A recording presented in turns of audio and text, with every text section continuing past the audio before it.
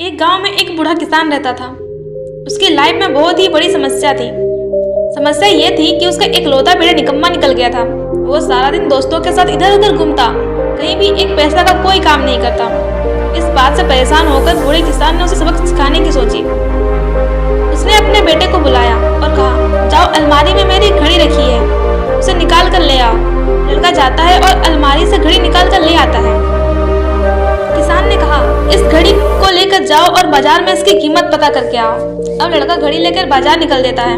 उसने जगह जगह इसकी कीमत पूछी। किसी ने घड़ी की कीमत 100 रुपया, तो किसी ने 200, तो किसी ने 500 बताई। शाम होते होते लड़का घड़ी लेकर वापस अपने पिताजी के पास आता है और उसने बताया कि पिताजी, इसकी कीमत किसी ने 100, किसी ने 200, तो किसी ने 500 बताई। किसान ने कहा, ठीक है, कोई बात नहीं, अब घड़ी रख दो और तुम जाओ। किसान का बेटा घड़ी रख दिया और वो वहां से चला गया। अगली सुबह किसान दोबारा अपने बेटे को बुलाता है और कहता है, दोबारा मेरी घड़ी निकाल के लेके आओ। लड़का दोबारा जाता है और अलमारी से घड़ी निकाल कर लाता है। किसान ने कहा कि इस बार जाओ और घड़ी में जो समय हो रहा है उसकी कीमत पता करके आओ। लड़के को समझ में नहीं आ रहा था कि उसके पिताजी उसे क्या करवाना चाहते हैं। वो दुखी मन से उस घड़ी को लेकर दोबारा बाजार में निकल देता है। इस बार तो लोग उस पर हंसने लगे, तो कुछ लोग इसे पागल कहने लगे। लोगों ने कहा, अजीब लड़का है, कभी घड़ी की कीमत पूछता है तो कभी घड़ी के समय की। शायद इसकी मानसिक स्थिति अच्छी नहीं है, यह पागल होने वाला है। अब लड़का एकदम परेशान हो जाता है। उसे समझ में नहीं आ रहा था कि उसके साथ क्या हो रहा है। अंत में उसने अपने घर जाने का मन बना लिया। रास्ते में घर आते वक्त एक सेठ की दुकान पड़ती थी, जिनकी लाइफ बहुत बिजी थी। उसे बड़ा मुश्किल से 1 मिनट का समय मिलता था।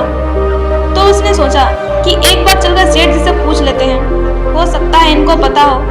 तो वो डरते डरते सेठ की दुकान पे गया और पूछा, सेठ जी, इस घड़ी में जो टाइम हो रहा है उस टाइम की क्या कीमत है? सेठ जी उनकी तरफ देखने लगे और वो समझ गए कि लड़का क्या पूछना चाहता है।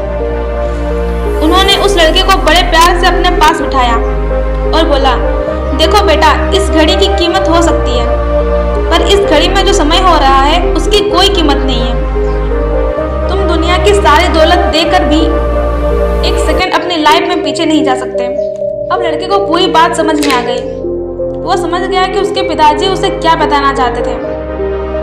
वो फौरन वहां से निकल दिया, आंखों में आंसू लिए, जहां उसके पिताजी उसका इंतजार कर रहे थे। और उस दिन से उस लड़के की पूरी जिंदगी बदल जाती है। दोस्तों, समय निरंतर बढ़ता रहता है, ना तो वह कभी रुकता है और ना ही कभी लौट कर वापस आता है। मिनट, घंटे, सप्ताह, महीने और बस ऐसे ही बीतते जाते हैं।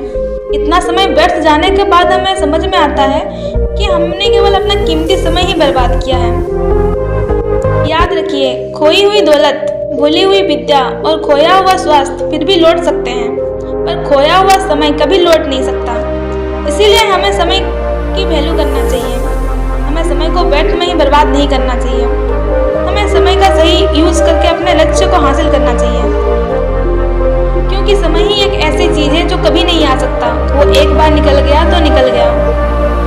आप पैसा को खो देंगे तो आप मेहनत करके पैसा को कमा सकते हैं, लेकिन अपनी जिंदगी का 1 भी मिनट निकल जाए तो आप उसे दोबारा नहीं ला सकते। इसीलिए समय की कद्र करना सीखो।